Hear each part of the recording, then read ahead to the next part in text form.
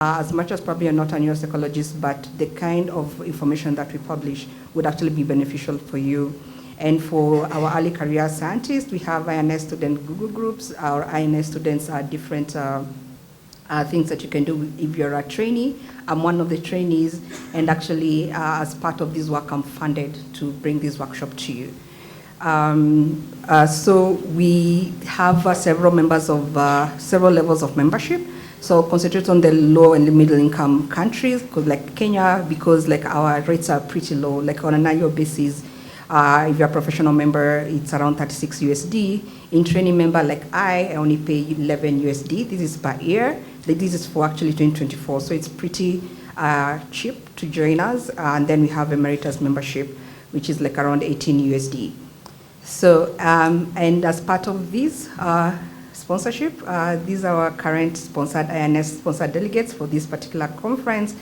Ruth Maura and John Mutahe has been sponsored fully by INS itself. Can imagine an organization all the way in the global north sponsoring our fellow Kenyans here in Africa to attend this particular conference.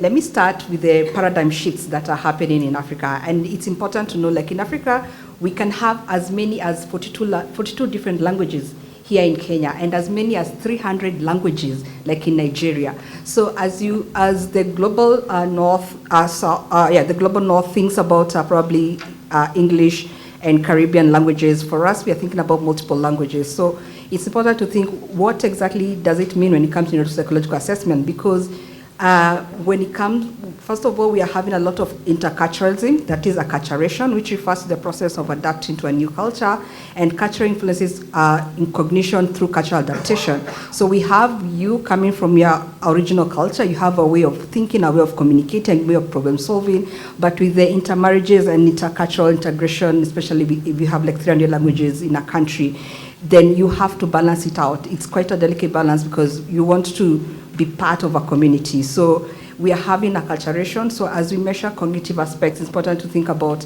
what exactly is this person bringing in, because as we measure ancestral histories, they may not be probably relevant in our current conventional society because we have so much acculturation within it.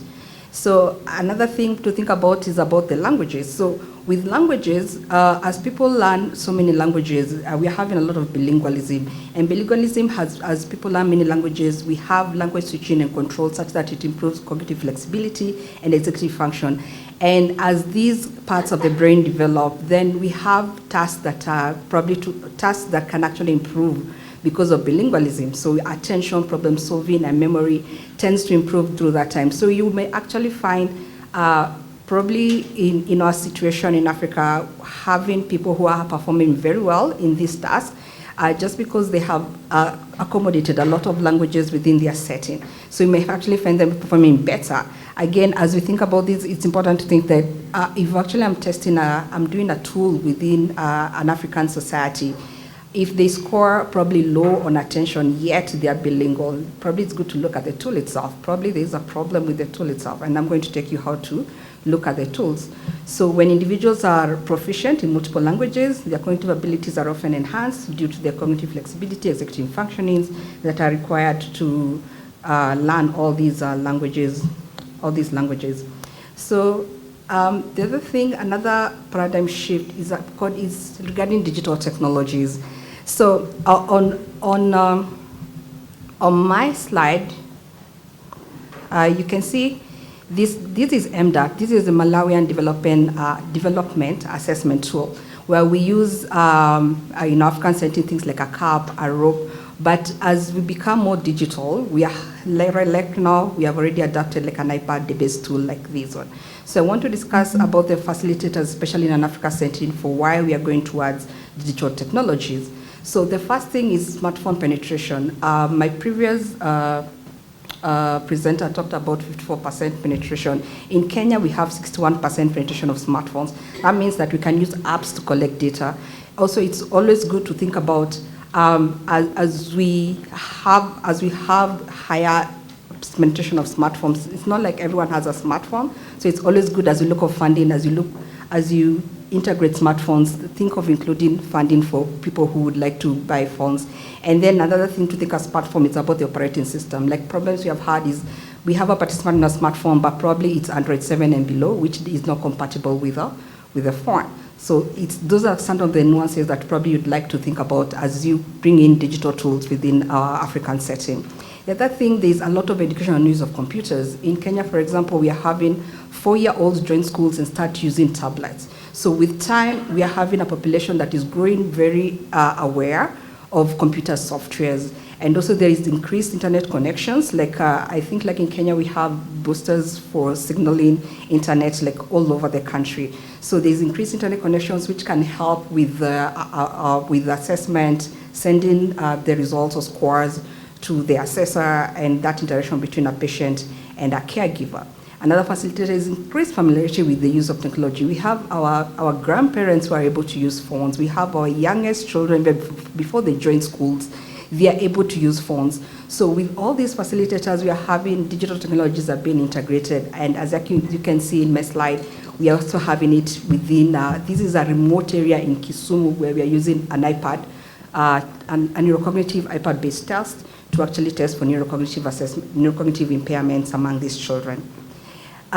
So what are the advantages for availability of digital technologies? And it's important to consider these because this is where we are going in terms of improving our digital cognitive tests. We are having automation of test scores. So gone are the days where we have to sum up, look at the standard deviations and trying to find out within a linear scale, where does this child fall? So we have digital tools that come with automated. So the child or the person just needs to do the test, whether it's probably a visual spatial test, do the task, and the computer gives the results. The other thing, we are having reduced administration interpretation bias. So gone are the days where you probably see something written on paper and wonder whether that's a ball or a bike. With iPad-based tests where the child or the client adult just needs to point at something to say whether it's a correct answer, and the computer takes that as what has been administered. So there's no administrative interference, there's no interpretation bias on what was right or wrong. And then you have user-friendly features. We have a computer that is able to talk to you. Like we don't probably need a clinician to do that. A computer can tell you, point to a yellow square. When it comes to for probably a memory test or a language test, point to a square that is yellow, point to a square that is blue. So yeah, and then there are all these interaction features in terms of things moving within the computers, and that makes it user-friendly and more interactive to people who are dealing with it. So this is another advantage of using it. Then there's the ease of updating norms and recalculating and modifying items, such that there's no need to always buy new gadgets all the time. If probably we have come up with updated norms for our African, probably Kenyan or Nigerian population, all you have to do is upload it in the OS, and anyone else across Africa can actually get a pop-up like you need to update. There's a new update. Please probably activate internet so that you can get the updates. So there's ease of updating norms, recalibrating or modifying test items. All that is integrated. And then there's reduced test administration time. So we usually use a lot of time when you're switching from one cognitive task to another. If I want to, like probably I'm setting up a group pegboard test, so I'll have to have to now set up the pegs, set up the group board before you start administration. With a computer, once the client finishes one task, it automatically goes to the next task. So you can carry out a whole battery within 60 to 90 minutes, something that probably would have taken longer or a whole day if you're actually using paper-based measures. Then there is precise measure of time-dependent tasks, as opposed to a paper-based test where you'll have to have a stopwatch to tell you when the task was completed. Once the task is complete, the computer actually stores it. So there is little room for error, and which can introduce bias when it comes to measurements. So I think these are things to consider as you try to integrate tools on your cognitive assessments within African context. So far, we have had the CANTAB is already being used. We have TabCat is already being used, CogState. All these are tools that we're already using or have been already adapted, NeuroScreen, already adapted within the Kenyan situation, within the Kenyan population, because of all these advantages.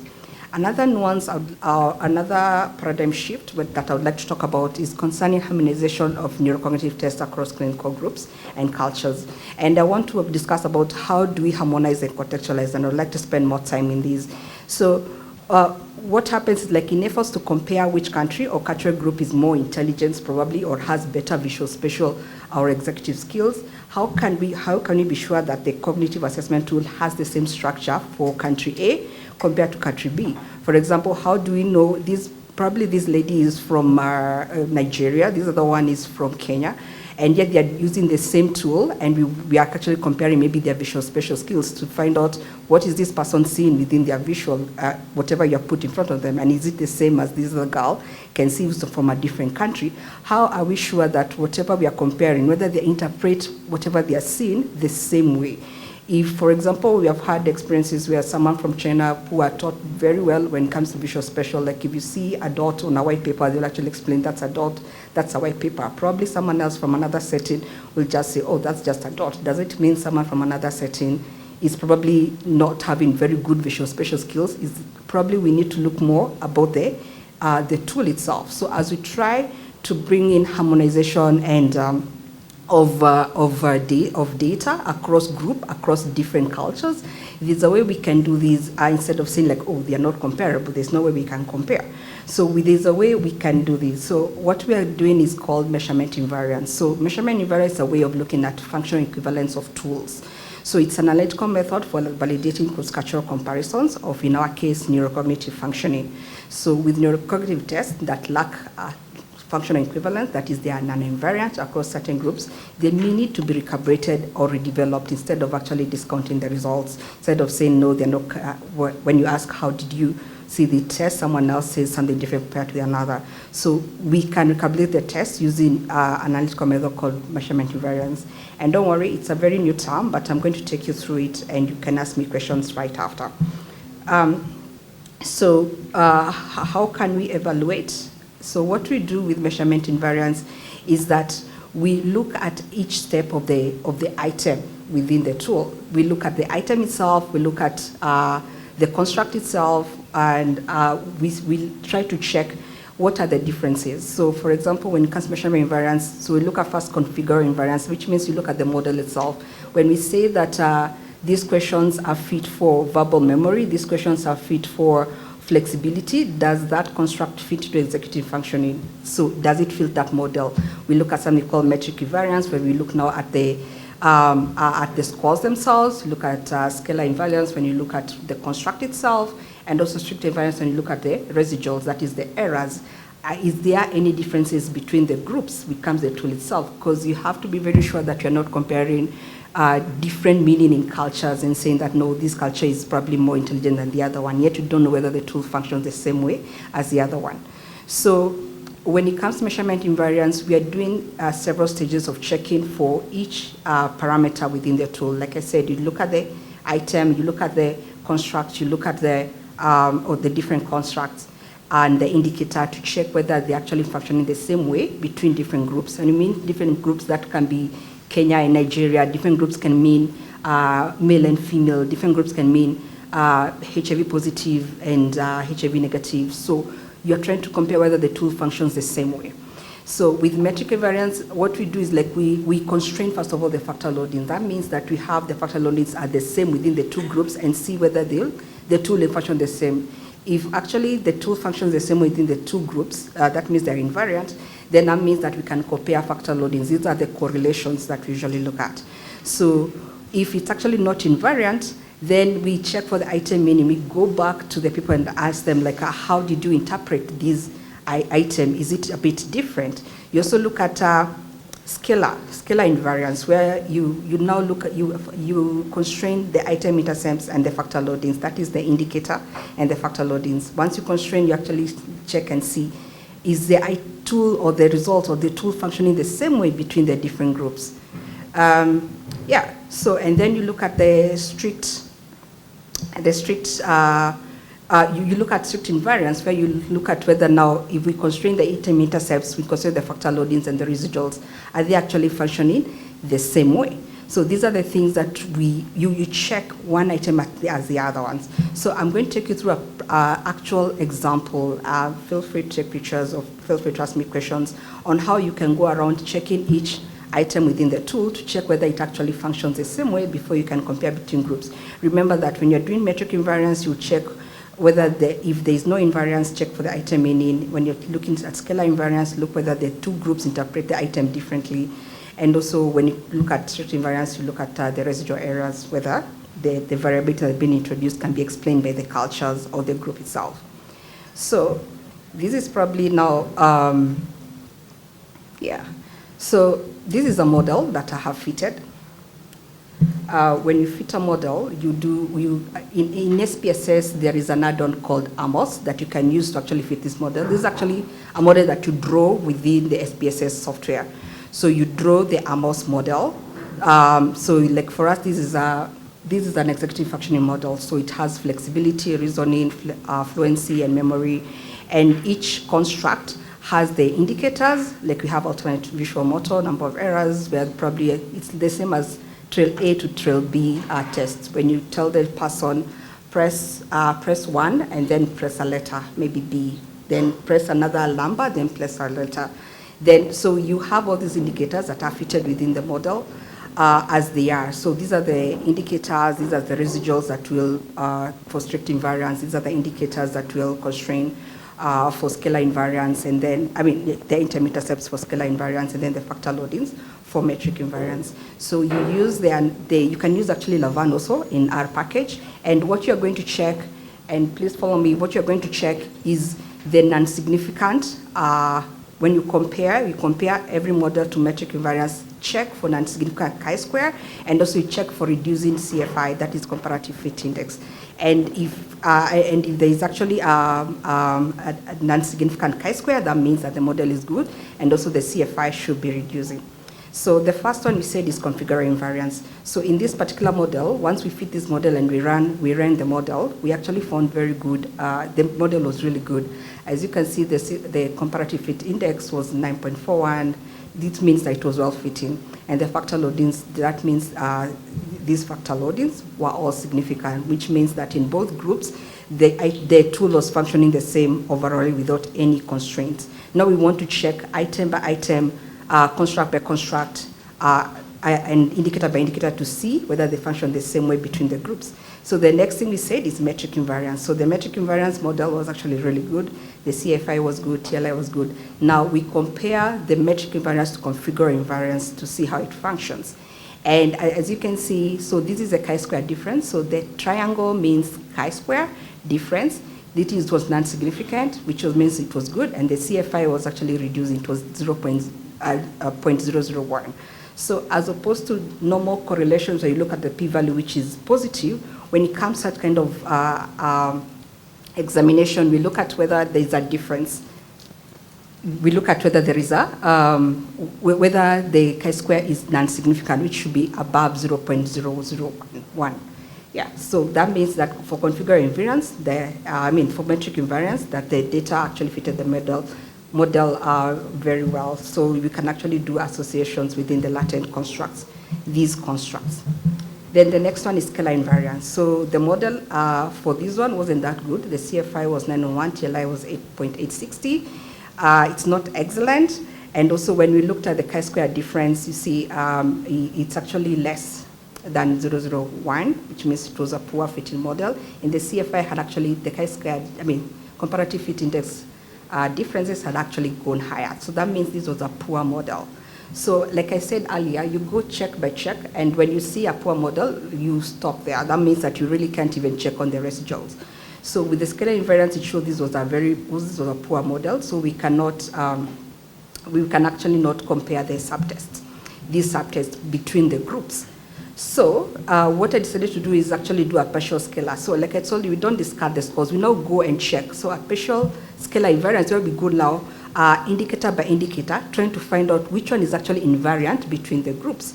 So for the indicators, we found out that So we went, we actually carried out a partial scalar invariance, so we fit the model. When we went indicator by indicator, we found out that the visual memory delayed and verbal memory delayed were actually not functioning very well in the HIV positive group. So this is a really good thing about measurement invariance. You can know where the problem is instead of discarding the score. So you know that this tool will actually work very well when comparing the indicators in the HIV negative group. But if you do the same in the HIV positive group, you probably get children performing very well, which is not right, or probably performing very low, which is not right, not because the children are not bright or not doing well cognitively, but it's because the tool is not calibrated to actually measure for these particular functions in this population.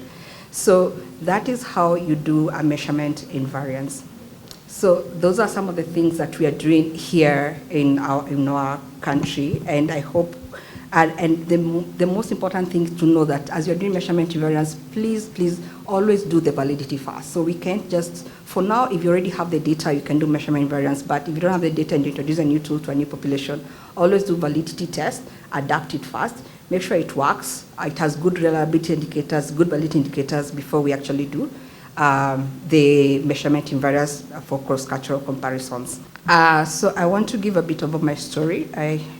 My studies come from, I worked in a HIV clinic where we had parents come and complain that their children are not doing well in school in terms of pace. You'll find children not doing, they'll come and complain. Our children usually copy notes from the blackboard, from the teacher. So the teacher writes on one part of the board, the children copy, then come to this second part of the board, the children copy, then by the time the teacher comes to the very first part of the board, they were, they actually were, the children were still copying those notes. So with that kind of scenario, when you look at their clinical outcomes, their viral load is low, their CD4 cells are good. So what is actually happening among these children? So when we try to find out how to do it, HIV clinics are usually free here in Kenya, and we can do biomarkers at the expense of the hospital. The patient has to pay. And they come from very poor communities. My colleague earlier noted that those are some of the things that exacerbate mental health issues. So, and we found out in high-income countries, there are actually paper-based tools, so cognitive tests that people can do, and they get to know where the problem is. So my story, when I started doing neurocognitive assessment, was towards having educational equity, because I wanted to find out how can we measure cognitive aspects for these children, find out where the problem is, do rehabilitation for them, and have them perform as good as their counterparts. Because, like my colleague mentioned, that these low cognitive aspects or low mental health problems, they actually affect the GDP of a country. So if we don't treat these, when children can be able to school and learn and have the capacity to learn, then we'll have them probably dropping out of school, having low income, and that become a cycle within the society. And that is what has driven me to actually be doing this work.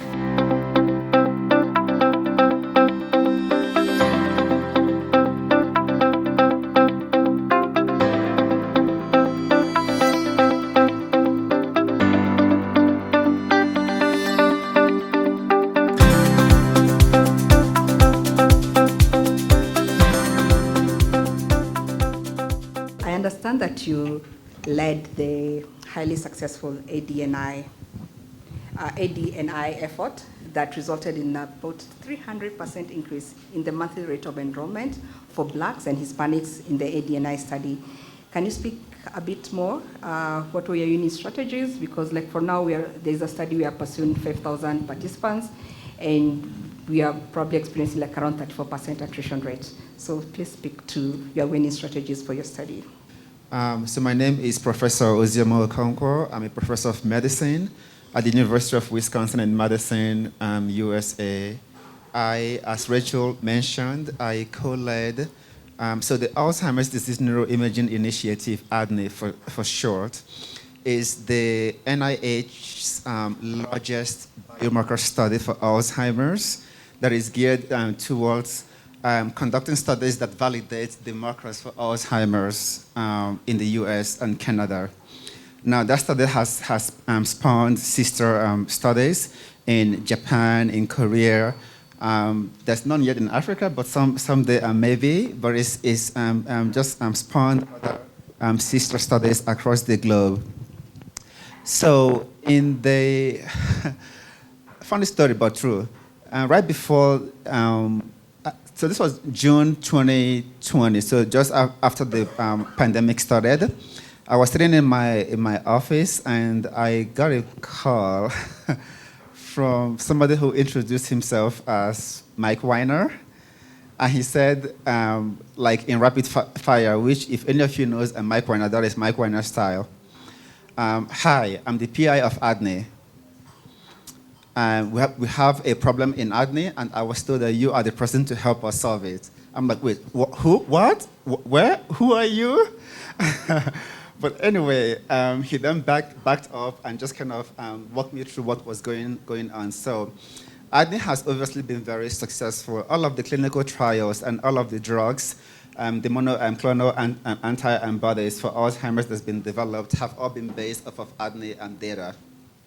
But anyone who has tried to use those data quickly comes to realize that the vast majority of the participants in the study are non-Hispanic whites.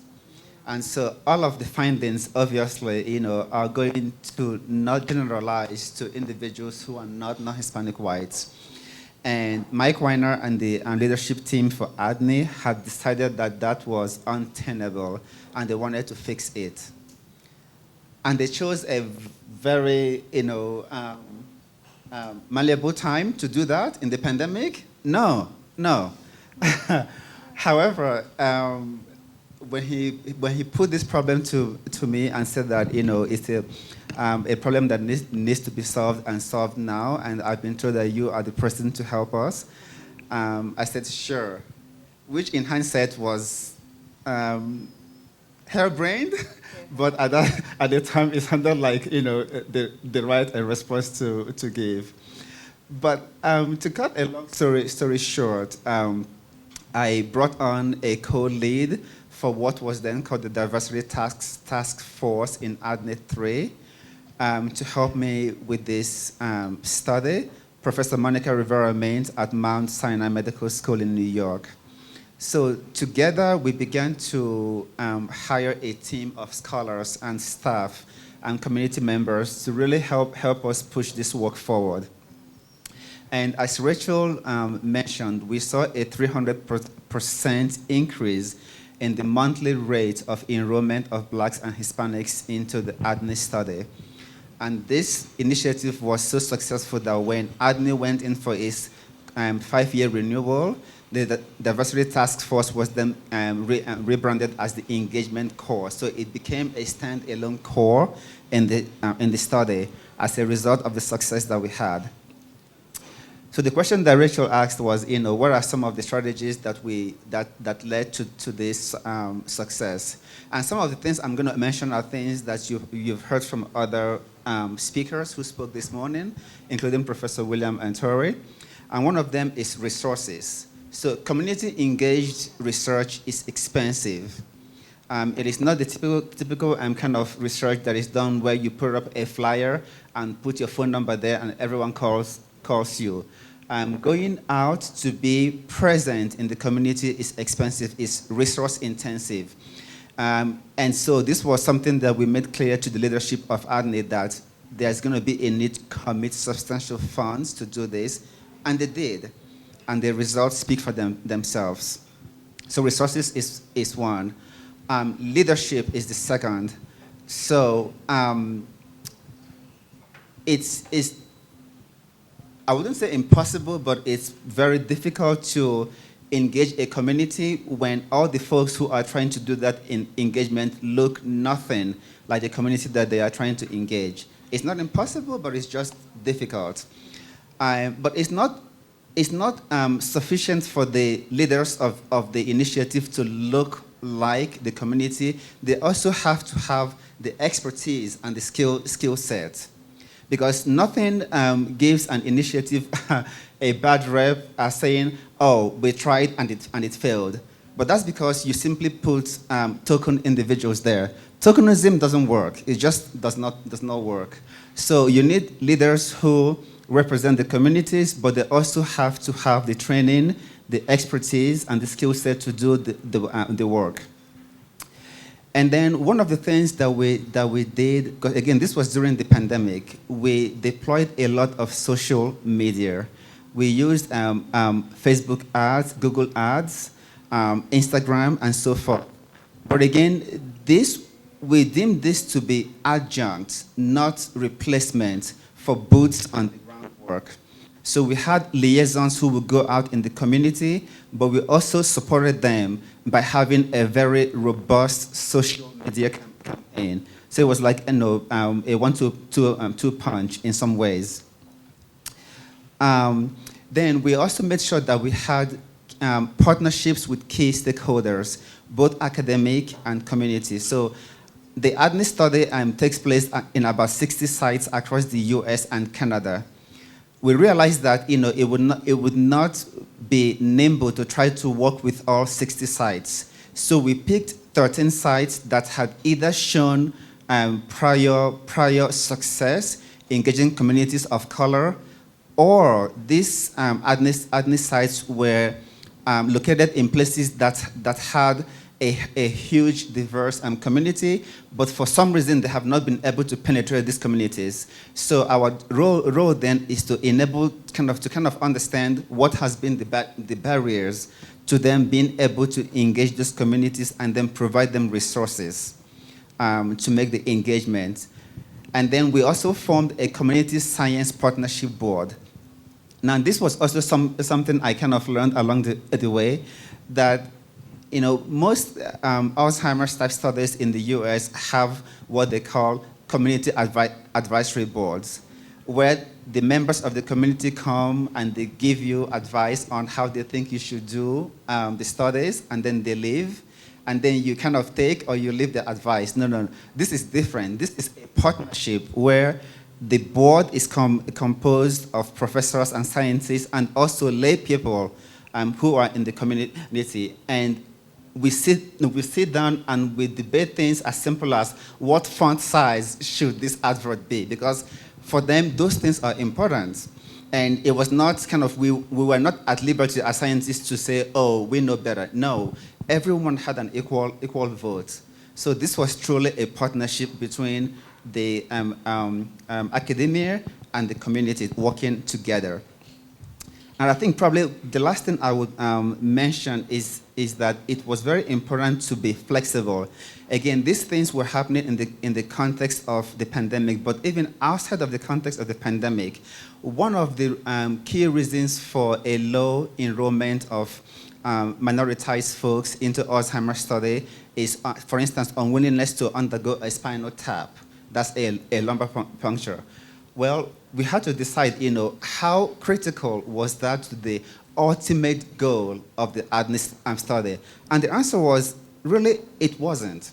If they're willing to give blood and say undergo an MRI, we have enough data to get them through the door and engage them. And once they are engaged, it's called a foot in the door approach. Once they've given you that first commitment and they have a positive experience, they are more willing then to go the extra step of doing the LP if you ask them in 2 years' time. And then also, again, as this was happening during the pandemic, several of these individuals didn't feel comfortable coming into the clinics for their assessments. So we have to develop ways to take the assessments to them, and also provide digital components to the in-clinic assessments. So these are some of the key tools that we deployed, and we found that this was extremely successful in increasing the enrollment and retention, because enrollment is one thing, but retention is something else. And we're able to accomplish both a robust enrollment and an even more robust retention. I think now I would like us to hear from Dr. Amina Abubakar about her experiences in neurocognitive research in Africa. I want to start by commending Rachel for getting this organized. And just a comment on your presentation. It's a bit of a controversial issue. You did mention that we might want to look at which culture is more intelligent. I don't think there's any neuropsychologist who wants to look at that. I just need to point it out because it's a controversial issue There have been lots of work around that. And what we know is that research now that harmonizes data of people with the same socioeconomic status, same opportunities, and same educational level, there are no cultural differences. Many of the differences we've seen in performance have arisen from lack of education, nutrition, malnutrition, and many other chronic disadvantages. Yeah? So just so that it's noted, this conference didn't say something like that. I'm sure you didn't mean that. Yeah. Now, what has been my experience in neuropsychology? Almost 20 years, yeah? 20 years of doing work around neuropsych in rural parts of Kenya, largely to describe the impact of health conditions such as HIV, looking at the impact of sickle cell disease, epilepsy, and many others on cognitive outcomes. And really from neurodevelopmental, from birth to around, now we are actually doing even adult work. And the experience has been diverse, and some of the key things that have come up is that, one, we really cannot make assumptions. So one of the key things we have learned is you have to ensure what you are measuring is important for the communities we work in. What is a negative 2 SD, standard deviation on a test, if someone is functioning in the community? So ensuring that neuropsychological assessments actually go hand in hand with functional ability tests is very helpful both for interpretation of the results, clinical care, and any other recommendations that we give policymakers. We did do a study on sickle cell, and we could find some functional, structural damage on the brain. But these children were doing really well in school. They did well on cognitive tests, and parents were not reporting cognitive impairments. Now, there were behavioral issues and pain management issue. So from a clinical perspective, we focus more on managing the pain and behavioral issues as opposed to a structural issue that probably isn't affecting impairments. Of course, neurologists would explain this better because they are able to pick which ones need care based on that, and which ones maybe the children have learned compensatory skills to be able to function. Yeah? The other important issue that we have learned over time is, are we measuring constructs fully, holistically, as it matters in that community? So for instance, most of the tests have come from the global north. And we do know that you can really make a lot of adaptations to the tests by looking at the pictures, at the words, and everything, and be able to say this test is now good enough to be implemented. But is the construct being interpreted the same? And I know for the psychologists who are here, we know the famous studies that came from Zambia and among the Luos in Kenya. And what was the interpretation of intelligence? It differed from what was being measured in the global north. So if you look at the north, intelligence is about speed of functioning. It's analytic. But in the African context, there was a strong push for the social aspects of intelligence. You know, and this is what mattered most to them. You know, if you are intelligent, and we know the problems we are having in our countries now, yeah? If I'm so good that I can be corrupt to steal without values, my intelligence is not useful to the community. So like among the chewas in Zambia, they say kutumika, and I think it's the same in Swahili. If you cannot be responsible and useful in your community, then being quick, analytic is not of use. So are we actually measuring the things that matter within that community? And I think now our education system, at least in Kenya, we are moving towards value-based education. Yeah? And then the other thing, so I just need to, the other thing, of course, we learned really very early is differences in performance are driven by educational level because of test wiseness. You know, when you go through the education system, you learn a lot, that you need accuracy and you need speed. Children who had not gone through education had not learned this kind of skills, and it affected their performance. That performance is really influenced by conditions in which people are assessed. So in many resource-rich settings, you have quiet rooms, children do these tests without interruptions. In Kilifi, we would go out and do it under the tree. And then the whole village is observing, and there is a performance pressure, around what is happening. Of course, we must then realize that when we are talking about cross-cultural assessments, the condition of a child in a high-income setting in Nairobi, let's say Runda, Muthaiga, Parklands, would be very different from when I go and do assessments in Kilifi or in Turkana. So context matters a lot. So sometimes when we talk about cross-culture, people think it's about, being African or being Caucasian. No, it's actually sometimes a lot more around the circumstances you are in, poverty, malnutrition, lack of access to educational opportunities. And I think as more people are getting exposed, as Rachel spoke of acculturation, as higher educational standards are coming up, we find that the way we approach neuropsychological assessments will change, but we can't forget that these contextual issues are very key in the way we do our assessments. A view of how clinical evaluations are done with regards to neuropsychological evaluations. So I'll invite Elena Tsoi to speak on this. My name is Elena Tsoi. I'm an assistant professor of neurology and a clinical neuropsychologist at the University of California, San Francisco. We have one of the largest dementia centers in the United States, and we specifically focus on diagnosis of dementia, not just Alzheimer's disease, but many other different types of dementia. And I think I wanted to talk mostly today about evaluation of adults for dementia, I think particularly in the African context, but also I've been exceptionally inspired by all of the future directions that I think everybody in this room can support moving forward neuropsychology, particularly neuropsychology for dementia in Africa. So I think one of the first things that I wanted to touch base on is that dementia is a very complicated condition to work with, because first of all, dementia by itself is not a disease, right? Dementia is a syndrome, and it frequently, for example, is referred to in the literature as ADRD, Alzheimer's disease and related dementias.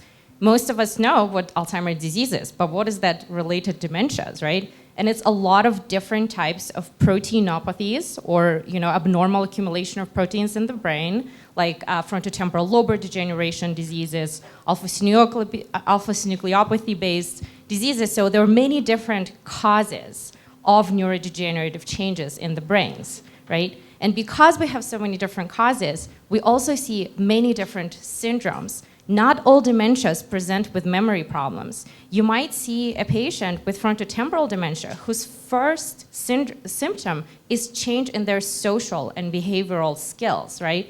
And based on what Dr. Amina just said, these are critically important in the African context, right? When we think about social behavior and ability to understand social norms and follow them, there are different cultural applications for how important these skills are, right? In individualistic versus more collectivistic or family-based societies. So we've been thinking a lot about how much power neuropsychology can offer when we develop tests in partnership with African researchers, with African communities, so that we can measure different types of skills, multi-domain assessments. There's a lot of research coming out of big studies that are being done here in large cohorts, but oftentimes because of logistic reasons, they can only use a very brief test. You probably have all heard of mini mental state examination or MMSE, right? And is it good for detecting dementia? Absolutely. Is it good for anything else? I highly doubt it as a clinical neuropsychologist, right? It's very brief. It doesn't let you really understand how all the different types of skills that people engage in on a daily basis are performing. And measurement of those different domains is critical for differential diagnosis, right? If you want to discriminate between different types of dementias, and if you want to make inferences about what you think is causing a different type of syndrome, you need to have those very, very specific multi-domain assessments. And I know that BMI is doing a lot of studies on this, so I'm really excited about this work moving forward. And then another thing I wanted to mention is when it comes to detection of different types of disease. So you have, let's say, you've done all the work, you have a multi-domain assessment, your assessment works well, you check there's measurement invariance on your tests. But I also think that it's critically important to make your test ecologically valid, right? Ecological validity is truly that translation. I might measure something, I might say, oh my God, this person is 3 standard deviations below on processing speed and 2 standard deviations below on inhibition. But if they're functioning daily, they're not losing money, they're, they don't miss their bus, they are giving change correctly. So there must be something wrong with my test. I think we need to change that kind of our thinking, our scientific thinking around how we develop measures. And just like you mentioned, with community-based participation, community should be part of test development. They should be the test developers. It shouldn't be us, coming in and saying, hey, here is the measure, how do you think it's working, right? We should be engaging the community early on so that what we're measuring truly translates into their daily function.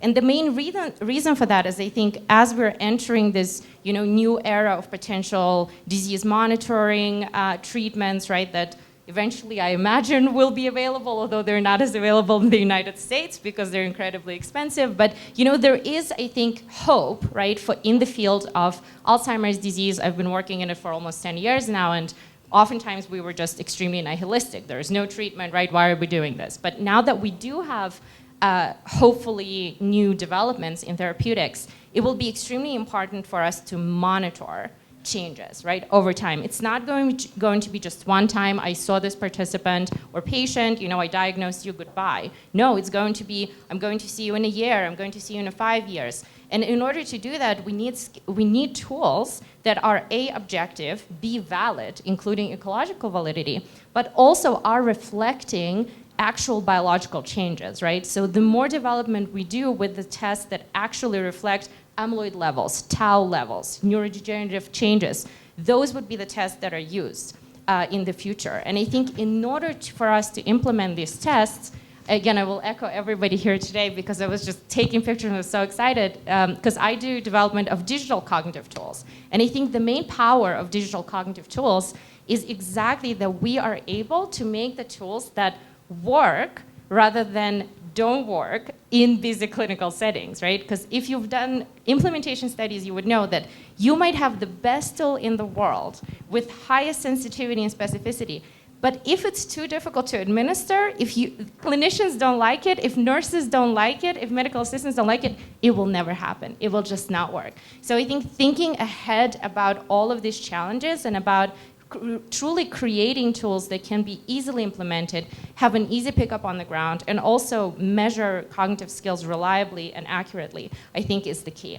So I'm really, really excited about all the work that is being done here, and I'm also really hoping, I'm just going to plug in tomorrow's keynote session that is going to be done with my colleague, Dr. Victor Valcourt, who's going to talk about brain health equity programs that I'm faculty in, and we want to support communities of researchers everywhere in the world, specifically to address these gaps, both in tools, but also in training and other developments in ADRD science. My last panelists to talk about current Africa-based initiatives for creating norms. I think we have talked a lot about validity. So probably what are the prospects of creating African-based norms and why are they important? The neurologic disease burden is higher in the global south. It's disproportionately higher, but yet the input on how we measure and treat neurologic diseases is disproportionately lower. We also know that the burden of neurologic disease is higher, that people live with higher rates of disability and premature mortality. So the role of neuropsychology in clinical settings is often to support patients after a diagnosis, to help with differential diagnosis, but really supporting them after diagnosis with interventions. So the burden is higher because there's not enough supportive care in neuropsychology. So that's just a plug for why we want to build capacity, and it's so impressive to see individuals like Rachel who have been trained or are now implementing neuropsychology in their home regions so that these services will become available. But you can't just have the trained people. You need to have appropriate tools. And you need to have appropriate norms. So we've heard about how you make sure a tool is appropriate by strict measurement and variance techniques. We've heard about indigenous approaches to new test development that take into account constructs emergent from the cultural context. So constructs like social emotional intelligence, which could then be useful globally. So we believe that as part of a capacity building effort, you need to train people, you need to develop indigenous methods of measurement that can then be disseminated globally, and you need to have local norms, because essentially we don't know what pathologic brain aging looks like unless we know what healthy brain aging looks like in a given context. So we first have to say, well, what does healthy aging, healthy brain aging in Kenya look like? How do we measure that? What's important to measure?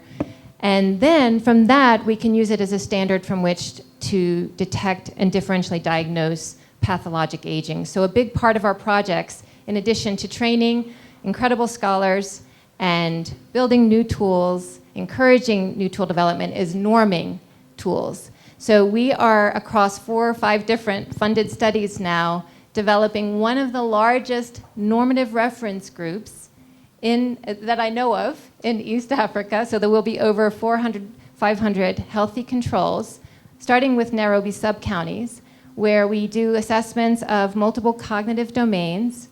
And importantly, we do a thorough assessment of their socio-demographic background so that we can look at what are the factors, multidimensional poverty, malnutrition, that impact aging later in life, accelerated aging, and dementia.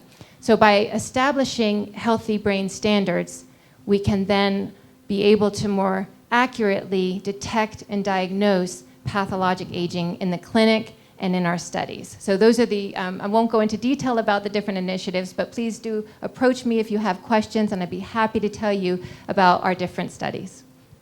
Thank you. Sorry. Just one more thing I want to brag about Rachel, because all of the work she presented today was accepted as a presentation at the International Neuropsychological Society meeting in New York. So you heard it before anyone else in the world. She's doing cutting edge work in